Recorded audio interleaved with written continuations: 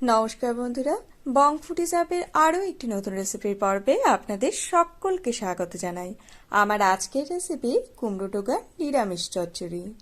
কুমড়ো ডোগা চচ্চড়ি আপনারা হয়তো অনেকভাবেই বাড়িতে ট্রাই করেছেন, তবে এভাবে যদি একবার বানিয়ে নেওয়া যায় তাহলে কিন্তু এর স্বাদ আর ভোলা যাবে না। আসুন তাহলে দেখে নেওয়া যাক কিভাবে আজ আমি এই রেসিপিটি তৈরি করে নিচ্ছি। রান্নাটি করে নেওয়ার জন্য প্রথমেই আমি এখানে কিছু সবজি কেটে নিয়েছি। যেমন আটফালি মিষ্টি কুমড়ো বড় বড় টুকরো করে কেটে নিয়েছি, সেই সাথেই নিয়ে নিয়েছি দুটি মিডিয়াম সাইজের আলু, শাক পাতে দুটি কুমড়োর ডগার ডাঁটাগুলিকে এভাবে আঙ্গুলের সাইজে কেটে নিয়েছি এবং দুটি মাঝারি আকারের বেগুন বড় বড় টুকরো করে কেটে নিয়েছি। অন্যদিকে কুমড়োর ডগার সাথে যে কুমড়োর পাতাগুলি ছিল সেগুলিকে কিন্তু আমি এভাবে আলাদা করে ছাড়িয়ে পরিষ্কার করে ধুয়ে নিয়েছি। এবারে আমি রান্নাটি করে নেওয়ার জন্য একটি কড়াইয়ের মধ্যে অ্যাড করে দিচ্ছি 2 টেবিল চামচ পরিমাণে সর্ষের তেল। তেল ভালো মতো গরম হয়ে এলে এতে অ্যাড করে দিলাম 10 থেকে 12টির মতো কালাই ডালের বড়ি। তবে আপনারা এর পরিবর্তে মটর ডালের বড়িরও ব্যবহার করে নিতে পারেন।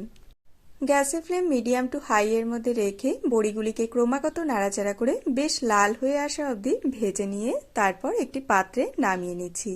এভাবে যদি বড়িগুলিকে বেশ একটু লাল করে ভেজে নেওয়া হয় তাহলে কিন্তু বড়িগুলি তরকারিতে অ্যাড করার পর গলে যায় না বা ভেঙে যায় না।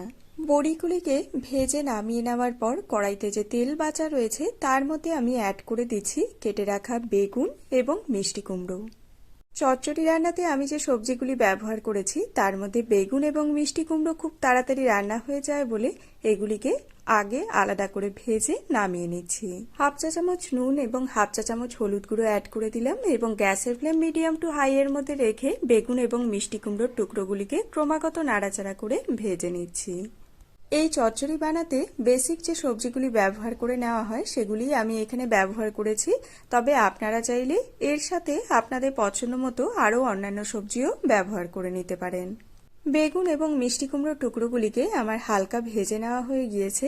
এবারে এগুলিকে একটি পাত্রে নামিয়ে নিচ্ছি এবং অবশিষ্ট তেলের মধ্যে ফোড়নের জন্য অ্যাড করে দিচ্ছি 2টি শুকনো লঙ্কা এবং 1 চা চামচ 5 ফোড়ন।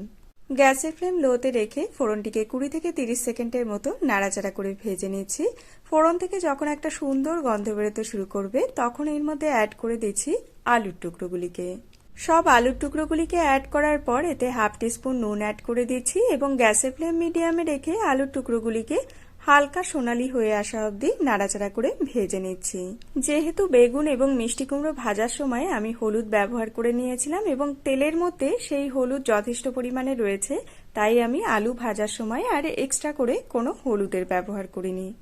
আলু হালকা ভাজা হয়ে যাওয়ার পর কুমড়োর ডাঁটাগুলিকে অ্যাড করে দিলাম এবং গ্যাসের ফ্লেম মিডিয়ামে রেখে কুমড়োর ডাঁটাগুলিকেও আলুর সাথে 1 থেকে 1.5 মিনিটের মতো নাড়াচাড়া করে ভেজে নিচ্ছি। 1 থেকে 1.5 মিনিট রান্না করে নেওয়ার পর এর মধ্যে অ্যাড করে দিচ্ছি বেটে নেওয়া মশলা। 1 চা চামচ গোটা জিরা, 1 ইঞ্চি আদার টুকরো এবং 5 থেকে 6টি কাঁচা লঙ্কা একসাথে করে পাটায় বেটে নিয়েছিলাম, সেটিকেই এর মধ্যে অ্যাড করে দিলাম এবং সেই সাথে 1 টেবিল চামচ জল অ্যাড করে মশলাটিকে সবকিছুর সাথে নাড়াচাড়া করে ভালোভাবে কষিয়ে নিচ্ছি। তবে মশলা কষানোর সময় গ্যাসের ফ্লেম কিন্তু লোতেই রাখতে হবে।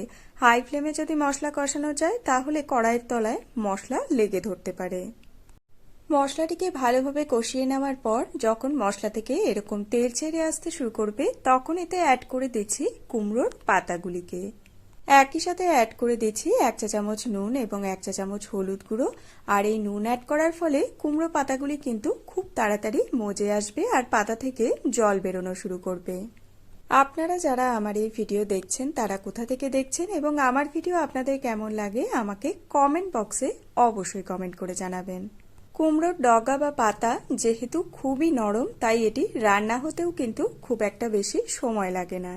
আর আজ যে চচ্চড়ি রান্নাতে আমি কুমড়োর ডগা ব্যবহার করে নিয়েছি এটি কিন্তু বাড়ির কাছে তুলে নেওয়া ফ্রেশ কুমড়োর ডগা।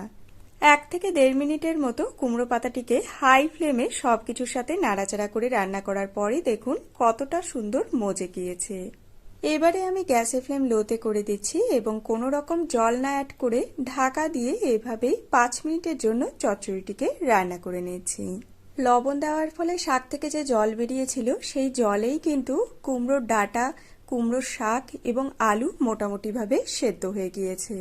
এই পর্যায়ে আমি এতে অ্যাড করে দিচ্ছি আগে থেকে ভেজে রাখা কুমড়ো এবং বেগুনের টুকরোগুলিকে। সেই সাথেই আমরা যে রান্নার প্রথম দিকে বড়ি ভেজে নিয়েছিলাম তার মধ্যে থেকে কিছু বড়ি আমি হাত দিয়ে ভেঙে এর মধ্যে অ্যাড করে দিচ্ছি। আপনারা চাইলে এই কালাই ডালের বড়ির পরিবর্তে কিন্তু মটর ডালের বড়ি বা মটর ডালের চাপড়ও কিন্তু ভেজে এর মধ্যে অ্যাড করতে পারেন। এতে করে এই কুমড়ো ডোগার চচ্চড়ির স্বাদ কিন্তু খুবই ভালো হয়।